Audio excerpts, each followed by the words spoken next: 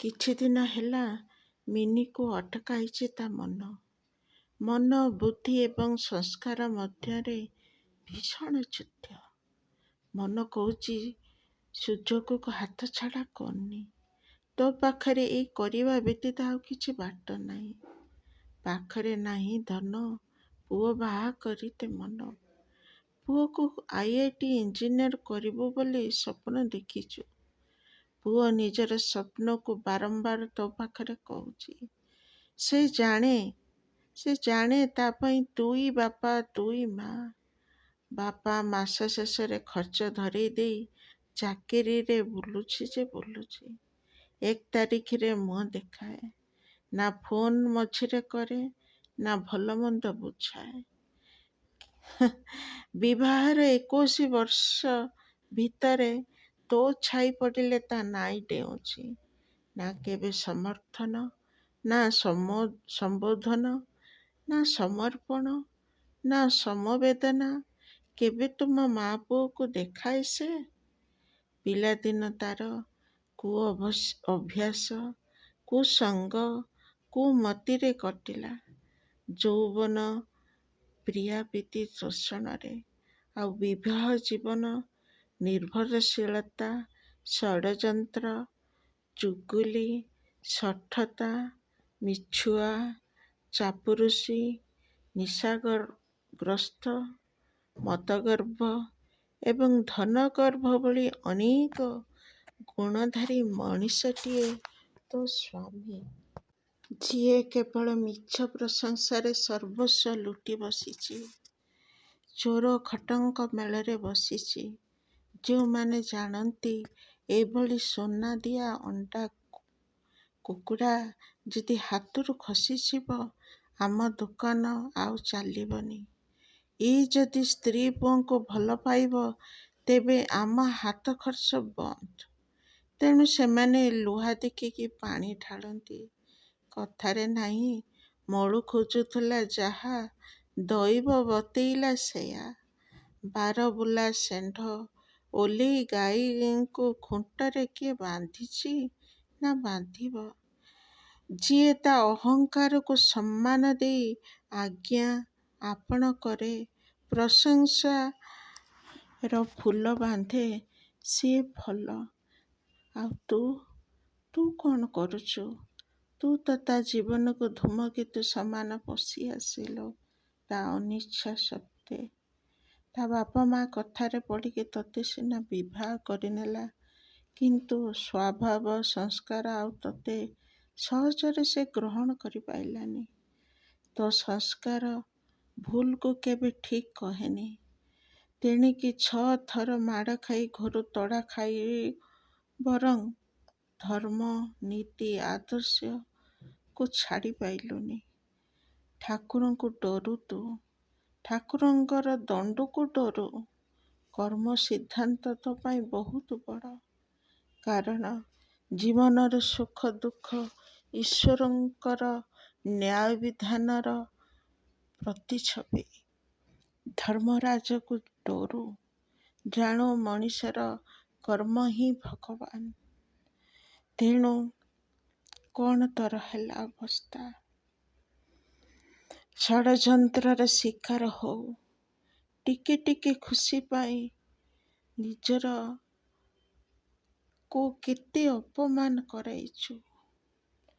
ଯାହାର ଇଚ୍ଛା ନାହିଁ, ତାକୁ ତୁ ଯେତେବେଳେ ନିଜର ଇଚ୍ଛା କଥା କହୁ, ସେତେବେଳେ ସେ କ'ଣ ତୋତେ ଖୁସିର ଫୁଲହାର ପିନ୍ଧେ? ନା। ଆଜି ପର୍ଯ୍ୟନ୍ତ ସେ ଚାହିଁଥିଲେ ରାଜରାଣୀ କରିକି ରଖିଥାନ୍ତା, କିନ୍ତୁ ନା। ତୁ ତାର ଜି ହୁଜୁର କରୁନା। ତାର ଶାସନରେ ଗୋଟିଏ ପୋଷା ଚଢ଼େଇ ପିଞ୍ଜରା ଭିତରେ ଚଢ଼େଇ ହେଇକି ରହିତେ ତୁ ଭଲ ପାଉନା। ତୁ ସ୍ୱାଧୀନ ଚିନ୍ତାଧାରାର ମଣିଷ। ତେଣୁ ସ୍ୱାଧୀନତାକୁ ପାଇଁ ତୁ ଲଢ଼େଇ କରୁଛୁ ତା ସହିତ। ତେଣୁ ସିଏ କାହିଁକି ତୋତେ ସପୋର୍ଟ କରିବ?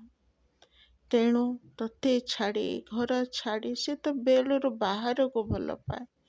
ବାହାର ଘରେ କେଟିଲ ଧରିକି ବୁଲେ ଖାଇବା ପାଇଁ। ତୋ ହାତ ରୋଷେଇ ଭଲ ଲାଗେନି, ତୋ କଥା ଭଲ ଲାଗେନି, ତୋ ପାଖରେ ରହିବା ଭଲ ଲାଗେନି। ତେଣେ ଦୂର ଦୂର ଛାଡ଼ ସେ ତା ଭାଗ୍ୟକୁ ଠିକ୍ ଠାକ୍ ଚାଲିଛି। ତତେ ଛାଡ଼ିକି ସେ ବଞ୍ଚିବା ପାଇଁ ବହୁତ ଖୁସି ଅନୁଭବ କରୁଛି। ଆଜି ତମେ ମା ପୁଅ ଗୋଟେ ପଟରେ, ସିଏ ଗୋଟେ ପଟରେ। ଦୁନିଆ ସମାଜକୁ ଡରି ପଇସା ଦିଟା ଦେବା ତାର କର୍ତ୍ତବ୍ୟ, ଆଉ କିଛି କର୍ତ୍ତବ୍ୟ ନୁହେଁ।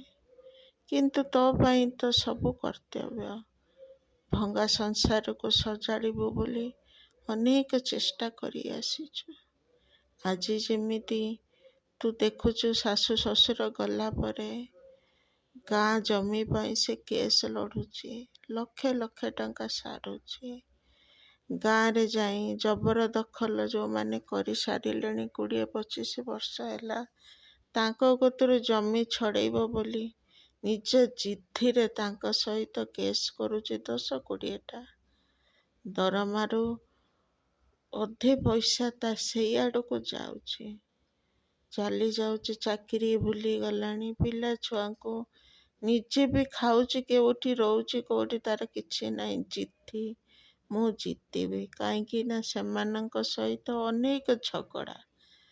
ଗାଁର ମୂର୍ଖ ଲୋକ, ଇଏ ଶିକ୍ଷିତ ଲୋକ, କିନ୍ତୁ ରାତି ପାହିଲେ ତାଙ୍କରି ପାଖରେ ବସି ଜମି ଲଢ଼େଇ ଚାଲିଛି ଯେ ଚାଲିଛି। ଲକ୍ଷ ଲକ୍ଷ ଟଙ୍କାର ଲୋନ୍ ଧାର କରଜ କରିସାରିଲାଣି। ତା ଏ ତ ଛାଡ଼, ନିଜକୁ ଅପମାନ କରିବା, ଗାଁ ସ୍ତ୍ରୀ ଲୋକଙ୍କ ଠାରୁ 2 ଅକ୍ଷରିଆ ଭାଷା, କୂଳ ଉଦ୍ଧାର, ଏଗୁଡ଼ା ତାକୁ କିଛି ଫରକ ପଡ଼ୁନି। ଯିଏ ଚାକିରିର 6 ଥର ପ୍ରମୋସନକୁ ଗୁଇଁଠା ମାରି ଯାଇ ଗାଁରେ ବୁଲୁଛି, କେସ୍ ପଛରେ ଧାଉଁଛି, ଜମି ଛଡ଼େଇବ, ତାଙ୍କୁ ପାନେ ଦବ, କାରଣ ସେମାନେ ତାକୁ ଅପମାନ କରିଛନ୍ତି, ଖରାପ ଭାଷା କହୁଛନ୍ତି। ଏଇ ଜିଦ୍ଦିରେ ଆଜକୁ 10 ବର୍ଷ ହେଲା କେସ୍ ଲଢ଼ୁଛି। ପାସବୁକ୍ ବାପା ମା ଯାହା ରଖିଥିଲେ ସବୁ ସଇଲାଣି। ପୁଅ ପାଠ ପଢ଼ିବ କେମିତି? କେମିତି ପଢ଼ିବ? ତୁ ଏଇ ନ କଲେ ହବ କେମିତି? ଆଜି ତାର ହାର୍ଟ ରୋଗ ବାହାରି ସାରିଲାଣି, ଖରାର ବୁଲି ବୁଲି ଟେନସନ୍ ନେଇକି। ଆଜି ଯଦି ଚାଲିଯାଏ, ପୁଅ ମାତ୍ର 9ମ ଶ୍ରେଣୀ, ସେ ପାଠ ପଢ଼ିବ କେମିତି? ଶାଶୁ ଶ୍ୱଶୁର ଖଣ୍ଡେ ଘର କରିଦେଇକି ଯାଇଛନ୍ତି ଯେ ଫାଳେ ଘର ଦିଅର ମାଡ଼ି ବସିଛି, ତା ଭାଗ। ଆଉ ଫାଳେ ଭଙ୍ଗା ଘର, ପାଣି ବୋହୁଛି, ରଙ୍ଗ ଦିଆ ହେଇନି, ସେଠି ରହିବୁ କେମିତି? ଘର ଅଛି ନା, ଦ୍ୱାର ଅଛି ନା, କିଛି ନାହିଁ। ତାପରେ ତୁମେ 2 ଜଣ ବେମାରିଆ। ତୁ କ୍ୟାନ୍ସରରେ ପଡ଼ିଛୁ, ଏଣେ ଲିଭର, ଫ୍ୟାଟି ଲିଭର 2 ହେଇସାରିଲାଣି। ଡକ୍ଟର କହୁଛନ୍ତି ଲିଭର ସିରୋସିସ୍ ହେଇଯିବ। ତାର ହାର୍ଟ ପ୍ରୋବ୍ଲେମ୍, ମାସକୁ 10,000 ଟଙ୍କା ମେଡ଼ିସିନ। ସିଏ ବି ତା ମେଡ଼ିସିନ କିଣିତେ ପଇସା କୋଳୁନି, ତୋ ମେଡ଼ିସିନ ଅଧା ଦଉଛି ତ କେତେବେଳେ ବିଲକୁଲ ଦଉନି। ତାହେଲେ ଘର ଚଳିବ କେମିତି? ଉପାୟ ଶୂନ୍ୟ ତୁ। ମନ ବୁଦ୍ଧିର ଲଢ଼େଇକୁ ବନ୍ଦ କରି ବୁଦ୍ଧି ମିନିକେ କହିଲା, ଉଠିଆ, ଚାହା କପ୍ କରିକି ପିଇ, ତାପରେ କିଛି ଡିସିସନରେ ପହଞ୍ଚିବ। ମିନି ଉଠିଗଲା, ଭଲ କରି ଚାହା କପ୍ଟେ ବନେଇଲା, ବନେଇକି ଝରକା ପାଖରେ ଯାଇକି ବସିକି ଆକାଶକୁ ଅନେଇ ଅନେଇ ଚାହା ପିଇବାକୁ ଲାଗିଲା। ଏବଂ ବୁଦ୍ଧି ତା କାମ ଆରମ୍ଭ କରିଦେଲା। ବୁଦ୍ଧି କହିଲା, ତୋ ନାନୀର 4 ନଣନ୍ଦ, ନନା ତ ବହୁତ ଦିନ ତଳୁ ଚାଲିଗଲେଣି। ଗଭର୍ଣ୍ଣମେଣ୍ଟ ନିୟମ ଅନୁସାରେ ତୋ ନାନୀ ତାଙ୍କୁ ଭାଗ ଦଉଛି ନିଜ ସମ୍ପତ୍ତିରେ। ଶ୍ୱଶୁର ସମ୍ପତ୍ତିରୁ ଅନେକ ସମ୍ପତ୍ତି ନନା ଥିଲା ଥାଉ ଥାଉ ବିକି ଦେଇକି ସବୁ ଖାଇ ଦେଇଛନ୍ତି। ଆଉ କେଉଁଠି 2-4 ଖଣ୍ଡ ଦାମୀ ଜାଗା ରହିଛି ରୋଡ଼ ସାଇଡ଼, ଆଉ ସବୁ ଯାଇକି କେଉଁ ଭିତରେ। ଆଉ ତାକୁ ଆଣିଛୁ ନାନୀର ଅନୁରୋଧ କ୍ରମେ ନାନୀକୁ ସାହାଯ୍ୟ କରିବୁ ବୋଲି। ତାର ବହୁତ ପଇସା ଅଭାବ, ଛୁଆ 2ଟା, ମଣିଷ ହେଇନାହାନ୍ତି। ଆଉ ସେ ଜମି ବିକ୍ରି କରିପାରୁନି 20 ବର୍ଷ ହେଲା। ଏପଟରେ ତୋର ବି ଅଭାବ, ଏଣେ ତାର ବି ଅଭାବ। ସିଏ କରିପାରୁନି। ବାର ଦୁଆର ବୁଲି ବୁଲି ବୁଲି ବୁଲି ସେଇ ଏକର ଜମିଟାକୁ ସେ ବିକି ପାରୁନି। ଆଉ ତୁ ତା ଦୁଃଖ ନ ଶୁଣି ପାରିକି, ଏଣେ ତୋର ବି ପଇସା ଅଭାବ, ତେଣୁ ତୁ ଆଣିକି ତୋ ସ୍ୱାମୀକି ଧରେଇଲୁ। ତୁ ଜାଣିଛୁ ଯେ କି ସେ ତାଠୁ ଚାଲାକ ବ୍ୟକ୍ତି କେହି ନାହାନ୍ତି। ଆଉ ସେ ଜମିବାଡ଼ିର ବୁଲି ବୁଲି ବୁଲି ବୁଲି ତାର ସେ ସବୁ ଏରିଆରେ ମାଷ୍ଟରୀ। ତେଣୁ ଦି ଜଣଙ୍କର ଭୋଗ। ତେଣୁ ପରସ୍ପରର ଲାଭ ପାଇଁ ତୁ ସେଇଥିରେ ମୁଣ୍ଡ ପୁରେଇଲୁ। ତୁ ଜାଣିଛୁ ତୋ ସ୍ୱାମୀ ଲୋଭୀ, ପଇସା ତାର ସବୁ ବିକ୍ରି ପାଇଁ ସେ ପାଗଳ, ଠଣା ଶେଷ। ତଥାପି ନାନୀକୁ ତୁ ବାରମ୍ବାର ପଚାରିଛୁ, ନାନୀ ଡେସିମିଲି କେତେ ଟଙ୍କା ନେବ? ନାନୀ କହିଲା 1,00,000 ଟଙ୍କା ହେଲେ ମୁଁ ଖୁସ୍। ତା ଦେହରେ ମୋ ନଣନ୍ଦମାନଙ୍କୁ କିଛି ଦେଇଦେବି, ମୋ ପୁଅ ନାଁରେ କିଛି ରଖିବି, ମୋ ନାଁରେ କିଛି ରଖିବି, ଆଉ ନିଜ ଝିଅକୁ କିଛି ଦେଇଦେବି। ଏକର ଜମି ବିକିଲେ 1,00,00,000 ଟଙ୍କା। ଆଉ ତା ଭିତରେ ଯାହା ମିଳିବ ନାଇଁ ମାମୁଠୁ କଣା ମାମୁଁ ଭଲ, ମୁଁ ଖୁସ୍।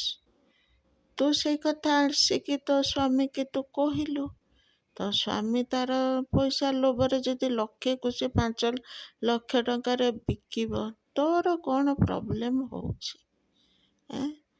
ତୁ କ'ଣ ଭାବୁଛୁ ନା ତାର ବାପ ମା ନାହିଁ? ତାର ଯେଉଁ ଦାମୀ ଜମି 2 ଖଣ୍ଡ ଅଛି ରୋଡ଼ ସାଇଡ଼ରେ, ଯେଉଁଟା 5-6 ଲକ୍ଷ ଟଙ୍କା ଡିସିମିଲି ଲୋକ କହୁଛନ୍ତି, ତୁ ତୋ ସ୍ୱାମୀ ମାଧ୍ୟମରେ ଶୁଣୁଛୁ। ଆଉ ନାନୀ ତୋତେ କହିଛି ମୋତେ 1,00,000 ଟଙ୍କା ଦେବୁ, ଆଉ ଯିଏ ଯାହା ବିକିଲା ମୋର କିଛି ନାହିଁ ଢୋ। କିନ୍ତୁ ତୋ ମନକୁ ଘାଣ୍ଟି ହେଉଛି, ବାପ ମା ଛେଉଣ୍ଡ ଛୁଆଟେ, ସେ ଯଦି ନିଜେ ବିକ୍ରି କରିପାରନ୍ତା, ତାହେଲେ 1,00,000 ଟଙ୍କା ଜାଗାରେ 6 ଲକ୍ଷ ଟଙ୍କା ସେ ପାଆନ୍ତା।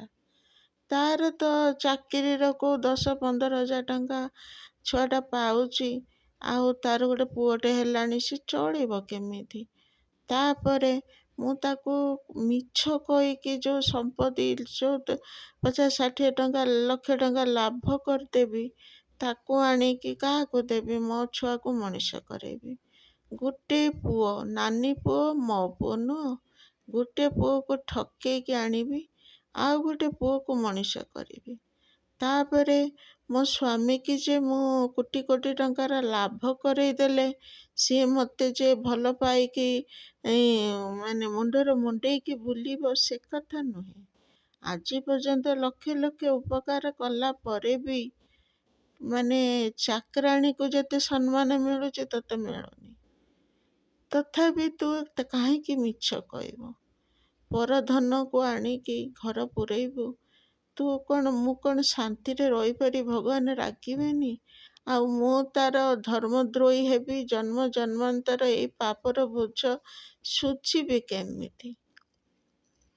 ଏଇ କଥା ଭାବିକି ତୁ କ'ଣ କରିବୁ? ଆଜି ଜମିବାଲା 2-4 ଦିନ ଭିତରେ କବଲା କରିବେ। ନାନୀ କହିଛି 1,00,000 ଟଙ୍କା, ତୋ ସ୍ୱାମୀ ବିକୁଛି 6 ଲକ୍ଷ ଟଙ୍କା।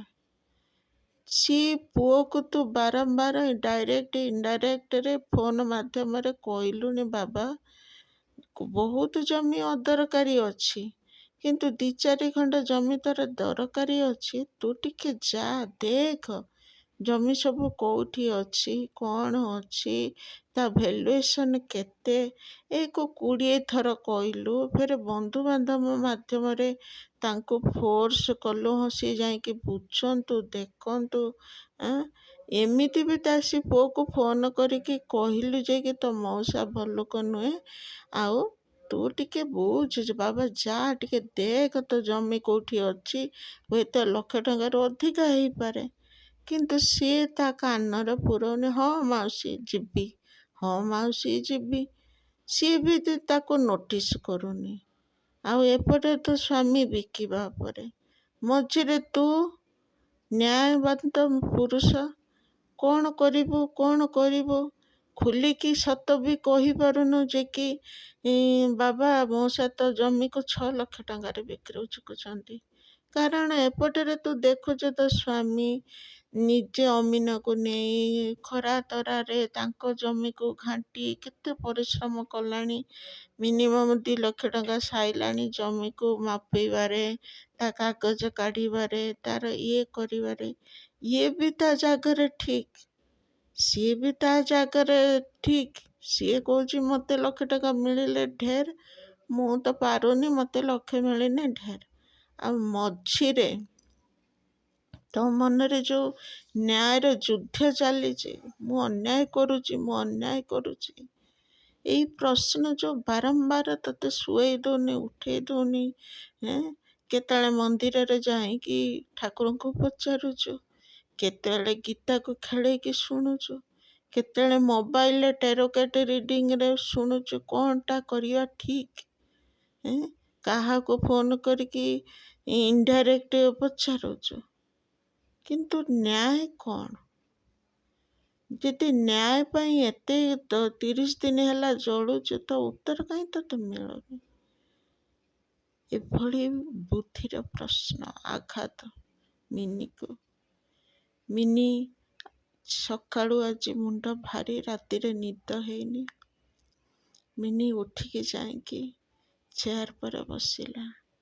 ନିଜ ପୁଅକୁ ଚା ଦେଇକି ପାଖରେ ବସିକି ଦୀର୍ଘ ନିଶ୍ୱାସ ଛାଡ଼ିକି ସେଇ ଟେରୋକେଟ୍ ରିଡ଼ିଂକୁ ଶୁଣୁଛି। ଆଜି ମୋତେ ରାସ୍ତା ମିଳିବ, ମୋ ପ୍ରଶ୍ନର ଉତ୍ତର ମିଳିବ। ସେଇଠୁ ପୁଅ ତାର ତା ମୁହଁକୁ ଅନେଇକି ହାତକୁ ଧରି କହିଲା, ମା କ'ଣ ହେଇଛି, ଏତେ ଭାବୁଛୁ କ'ଣ ପାଇଁ? ସେଠୁ କହିଲା, ମିନି ତାକୁ କହିଲା, ବାବା ଗୋଟେ ପ୍ରଶ୍ନ, ତା ଉତ୍ତର ମିଳୁନି। କେଉଁ ରାସ୍ତାରେ ମୁଁ ଯିବି ସେଇଟା ଭାବି ପାରୁନି। ଏପଟରେ ମାରିଲେ ଗୋହତ୍ୟା, ସେଠି ମାରିଲେ ବ୍ରହ୍ମହତ୍ୟା। ମୋ ଆତ୍ମା ମୋତେ ଅଟକଉଛି, ମୁଁ କ'ଣ କରିବି? ସେଠୁ ମୋ ପୁଅ ହସିକି କହିଲା, ଦେଖ ମା, ତୁ ଯେଉଁ ପ୍ରଶ୍ନ ପଚାରୁଛୁ ହୁଏତ ସେ ପ୍ରଶ୍ନଟା ଭୁଲ ଥିବ। ଥରେ ଭାବୁନୁ, ଯଦି ପ୍ରଶ୍ନଟା ଠିକ୍ ଥାନ୍ତା ତେବେ ଉତ୍ତର ମିଳିଯାଇଥାନ୍ତା। ସେଇଠୁ ମିନି ଚୁପ୍ ହେଇକି ଚେୟାର ପରେ ବସି ପଡ଼ିଲା, ଆଉ ଜୋର ଜୋର ହସିଲା। ସେଇ ଆଖି ବୁଜିକି ସେଇ ସିଚୁଏସନ୍, ନିଜ ସ୍ୱାମୀ, ସିଏ ସେ ଜମି ପାଇଁ କ'ଣ କରିସାରିଲାଣି, 4 ବର୍ଷ ଘାଣ୍ଟି ସାରିଲାଣି। ଏପଟରେ ଏମାନେ 20 ବର୍ଷ ବିକିବା ପାଇଁ କଷ୍ଟ କରିସାରିଲେଣି, ଫେଲୁଅର। ଇଏ ତାଙ୍କ ପର ଜମିକୁ ପଇସା ଖର୍ଚ୍ଚ କରିଛି, ପରିଶ୍ରମ କରିଛି, ବୁଦ୍ଧି ଖଟେଇଛି, ତାପରେ ଆଜି 1 ଲକ୍ଷକୁ 6 ଲକ୍ଷରେ ବିକୁଛି। କେତେ ଲୋକଙ୍କୁ ଖୁସାମନ୍ତ କରିଛି। ତାହେଲେ କେହି ଭୁଲ ନାହାନ୍ତି। ଯଦି ମୁଁ ମୋ ସ୍ୱାମୀଠୁ ବନ୍ଦ କରିଦେଇକି ତାକୁ କହିଦେବି, ବାବା ତୋ ଜମିର ଭ୍ୟାଲୁଏସନ୍ 6 ଲକ୍ଷ, କ'ଣ ସେ ବିକିପାରିବ? ଯେ 20 ବର୍ଷ ବିକି ପାରିଲାନି, ଆଜି କ'ଣ ବିକିଦେବ? ଯଦି କିଏ ନେବ, ସେ ଚୂର ଖଣ୍ଟକୁ କିଏ 20-30 ଦେଇକି ନେଇଯିବେ।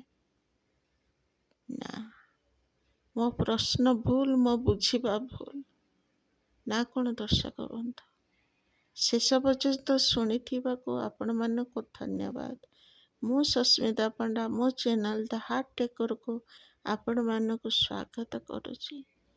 ଯଦି ମୋ ପ୍ରଶ୍ନର ଉତ୍ତର ଆପଣଙ୍କ ପାଖରେ ଥିବେ, ମିନି ଯାହା ଭାବୁଛି ଠିକ୍, ନା ତା ସ୍ୱାମୀ ଠିକ୍, ନା ତା ନାନୀର ଫ୍ୟାମିଲି ଠିକ୍, ଆପଣ ନିଶ୍ଚୟ କମେଣ୍ଟ କରିକି ମୋତେ କହିବେ।